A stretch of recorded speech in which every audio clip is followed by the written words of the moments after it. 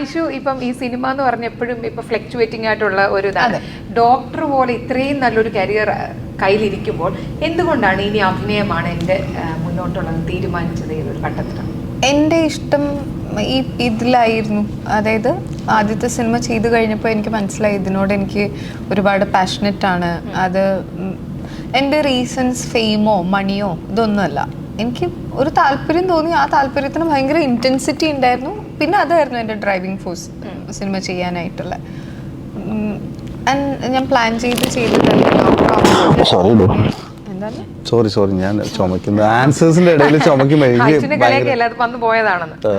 ഡോക്ടറിന് അത് പഠിക്കാൻ പോകുമ്പോൾ എനിക്ക് അത് തന്നെയായിരുന്നു പ്ലാൻ. പക്ഷെ പിന്നെ പ്ലാൻ മാറ്റുന്നത് ഞാനല്ല, ദൈവമായിരുന്നു. അങ്ങനെ ഇപ്പം ചോദിക്കാണ്ടേ ദൈവത്തിനോട് ഇനി അങ്ങോട്ട് ചോദിച്ചോളാം, എന്നോട് ചോദിക്കാം.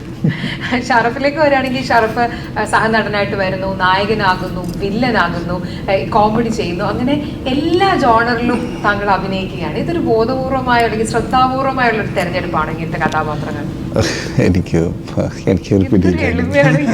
എളിമിടുന്നല്ലെന്ന് എൻ്റെ അമ്മയെ എളിമിടുന്നല്ല ഞാൻ പറയണ്ടേ.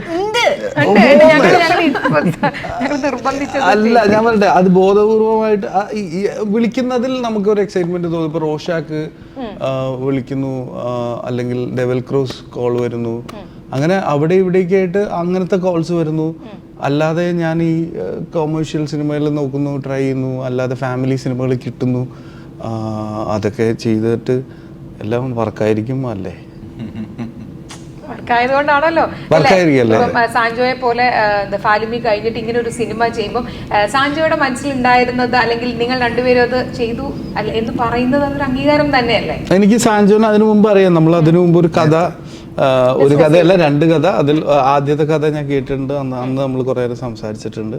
പിന്നെ അപ്പൊ അങ്ങനെ 2 തവണ നമ്മൾ പരിപാടികൾ നടന്നിട്ടില്ല അല്ലേ? എത്തിയത് ഹലോ മമ്മിയാണ് ഞങ്ങള്. അതിപ്പോ എന്റെ കുഴപ്പം കൊണ്ടും അല്ല, എന്റെ കുഴപ്പമില്ലല്ലോ, ഞാൻ റെഡിയായിരുന്നു. അതെ തീർച്ചയായിട്ടും. ഇനി വേറെ ഹീറോയിനെ വിളിക്കാൻ പറ്റൂല. എനിക്ക് എന്നെ അടുത്ത വൈശാഖിനെ ഭീഷണിപ്പെടുത്തിയിട്ടുണ്ട്. നമുക്ക് തമ്പൊക്കെ അങ്ങനെ കൊടുക്കാം കേട്ടോ. ഐശ്വര്യ ഭീഷണിപ്പെടുത്തി അങ്ങനെ എന്തെങ്കിലും ചോദിച്ചു വാങ്ങിയതല്ലേ? തീർച്ചയായിട്ടും.